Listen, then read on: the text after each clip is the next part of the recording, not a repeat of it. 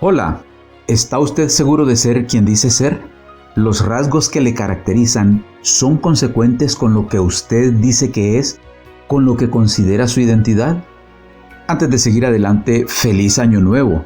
Que en este nuevo año que estamos iniciando, las bendiciones de Dios sean derramadas en su vida de la manera más apropiada, como el Señor sabe hacerlo. Estamos estrenando la nueva serie de estudios para el primer trimestre de este nuevo año. Nos ocuparemos de los escritos del profeta Isaías, el profeta evangélico. Consideraremos sus palabras, sus tiempos, sus dificultades y por sobre todo su Dios, que anhela ser también nuestro Dios, quien nos anima y asegura: no temas porque yo te redimí, te puse nombre, mío eres tú, como está registrado en Isaías 43:1. La lección inicial de esta serie se titula Crisis de Identidad. Ocupados y presionados por nuestras actividades diarias, fácilmente podemos olvidar que pertenecemos a Dios, olvidar quiénes somos, perdiendo así nuestra identidad. Eso fue lo que sucedió con Judá, que siendo el pueblo del pacto no vivía de acuerdo al pacto, a tal punto que Dios mismo dijo: crié hijos y los engrandecí, y ellos se rebelaron contra mí. El buey conoce a su dueño y el asno el pesebre de su señor. Israel no entiende, mi pueblo no tiene conocimiento. Isaías 1, 2 y 3. Si nos apartamos de Dios, Él no se queda tranquilo dándose por satisfecho.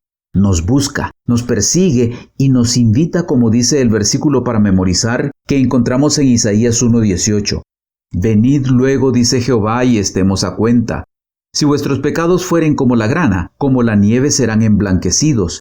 Si fueren rojos como el carmesí, vendrán a ser como blanca lana. Veamos las ideas principales de la lección para esta semana, iniciando con la parte titulada Oíd cielos. El libro de Isaías se introduce identificando a su autor como Isaías, hijo de Amós, quien recibió su mensaje a través de una visión acerca de Judá y Jerusalén durante los reinados de Usías, Jotam, Acaz y Ezequías, lo que nos remite a 2 Reyes 15 al 20 y 2 Crónicas 26 al 32. Su tema es la condición y el destino del pueblo. Una vez que el profeta se introduce, presenta la idea inicial de su mensaje diciendo en Isaías 1:2, Oíd cielos, y escucha tú tierra, porque habla Jehová. Crié hijos y los engrandecí, y ellos se rebelaron contra mí. No pudiendo apelar a una autoridad mayor, porque Él es el supremo gobernante del universo, el único Dios verdadero, el Señor llama como testigos del mensaje que envía a su pueblo a los cielos y la tierra. Inicia su mensaje señalando una lamentable verdad vivida por su pueblo a través de todos los tiempos, hijos que se rebelan contra Él. En nuestro tiempo, esto equivale a cristianos viviendo vidas dobles, vivir en apariencia de piedad o abiertamente en contra de los principios de Dios, llamándose a sí mismos y aparentando ser cristianos. La razón de esto es que dejaron a Jehová, provocaron a ira al Santo de Israel, se volvieron atrás, como dice en Isaías 1:4. Esto, como registran los versículos 4 al 9 del capítulo 1, tiene consecuencias. Sin embargo, a pesar de toda la maldad existente, Dios se ha dejado un resto pequeño, como dice en Isaías 1:9, lo que guarda al pueblo de la destrucción. Vivir un falso cristianismo lleva a las personas a practicar un ritualismo putrefacto. Una cosa es decir que se es cristiano, y otra muy distinta, vivir el cristianismo. Los judíos, de acuerdo a lo que leemos en Isaías 1:10 al 17, cumplían con los ritos y ceremonias estipulados en el sistema establecido por Dios mismo en su pacto con ellos. El problema es que mientras cumplían con las formas, lo hacían sin arrepentimiento verdadero de sus acciones injustas, de la violencia, de la opresión y el maltrato a otros miembros de la comunidad del pacto. Esto era un claro desprecio a quien les había indicado cómo debían relacionarse los unos con los otros. Cumplir con el ritual, con la forma externa, con la apariencia, no tiene sentido para Dios si esto no es un reflejo del verdadero amor a Dios y al prójimo, y de arrepentimiento sincero que se manifiesta en la transformación de las acciones hacia nuestros semejantes. Si hemos fallado, hay esperanza. En Isaías 1:16 y 17 dice: Lavaos y limpiaos, Quitad la iniquidad de vuestras obras de delante de mis ojos.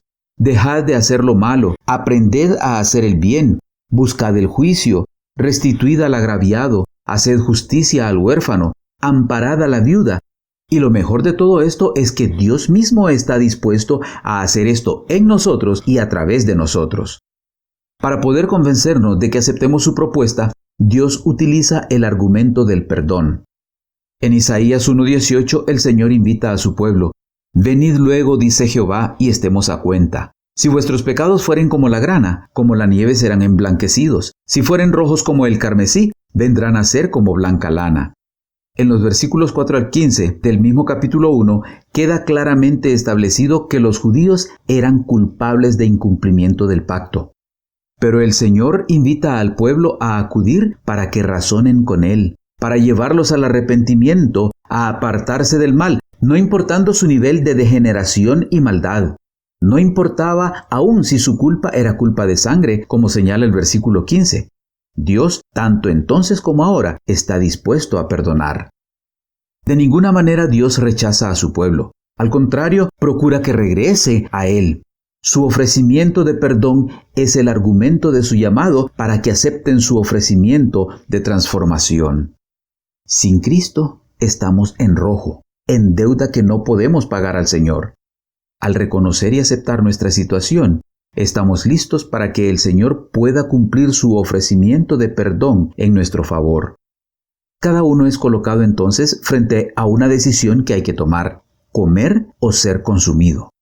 Isaías 1:19 y 20 pone delante del pueblo dos opciones condicionales. Si quisiereis y oyereis, comeréis el bien de la tierra. Si no quisiereis y fuereis rebeldes, seréis consumidos a espada, porque la boca de Jehová lo ha dicho. Esto es lo mismo que siglos antes Moisés presentó delante del pueblo y que encontramos registrado en Deuteronomio 30, 19 y 20. A los cielos y a la tierra llamo por testigos hoy contra vosotros, que os he puesto delante la vida y la muerte, la bendición y la maldición. Escoge pues la vida para que vivas tú y tu descendencia, amando a Jehová tu Dios, atendiendo a su voz y siguiéndole a Él, porque Él es vida para ti y prolongación de tus días, a fin de que habites sobre la tierra que juró Jehová a tus padres, Abraham, Isaac y Jacob, que les había de dar. Las opciones son dos y solo dos. No hay una tercera opción o un término medio. O comer el bien de la tierra o ser consumidos a espada. O vida o muerte. O bendición o maldición. Escoger la vida es escoger a Dios, quien es la vida. Escoger la vida es amar a Dios, es obedecerle, es seguirlo. La invitación sigue en pie para usted también, que hoy tiene la oportunidad de escoger a Dios como lo principal, como lo primero y mejor para su vida. Por su parte, Dios hace todo lo mejor en nuestro beneficio, aunque a veces sucede lo que narra la parábola de la viña, el fatídico canto de amor, registrada en Isaías 5 del 1 al 7. El dueño había hecho todo lo necesario y tenido todos los cuidados para que la viña tuviera una excelente producción de uvas. Pero lo que la viña produjo fueron uvas silvestres, es decir, de acuerdo al original hebreo, cosas apestosas. Después de haber hecho todo lo mejor para garantizar una buena producción, el dueño de la viña pregunta en el versículo 4, ¿qué más podía hacer a mi viña que yo no haya hecho en ella? ¿Cómo, esperando yo que diese uvas, ha dado uvas silvestres? Decide entonces abandonar la viña a su suerte. Es más, asegura que mandará que no llueva sobre ella. El versículo 7 explica lo que significa la parábola.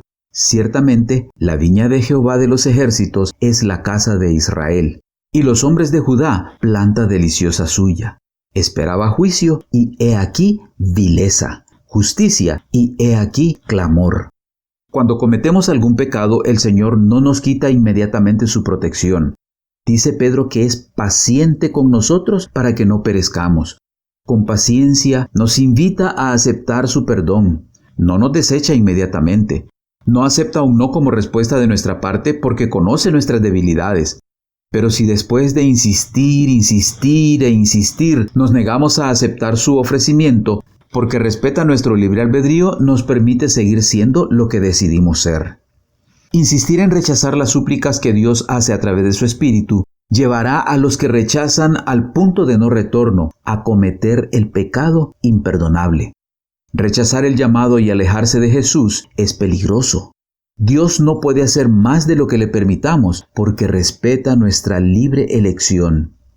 El que pretendía ser el pueblo de Dios se había separado del Eterno y había perdido su sabiduría y pervertido su entendimiento. No podía ver muy lejos, pues se olvidó de que había sido limpiado de sus antiguos pecados. Se movía inquieta e inseguramente en la oscuridad, procurando borrar de su mente el recuerdo de la libertad, la seguridad y la felicidad que antes había tenido. Se hundieron en toda clase de locuras insolentes y temerarias. Se opusieron a las providencias de Dios y ahondaron la culpa que ya pesaba sobre ellos. Escucharon las acusaciones de Satanás contra el carácter divino y representaron a Dios como desprovisto de misericordia y perdón. Nuestra identidad realmente la encontramos cuando permitimos a Dios ser lo que Él desea ser en nuestra vida. Le invito a venir a Dios y ponerse a cuentas con Él. Él le está esperando, listo para darle su amor, su aceptación y perdón.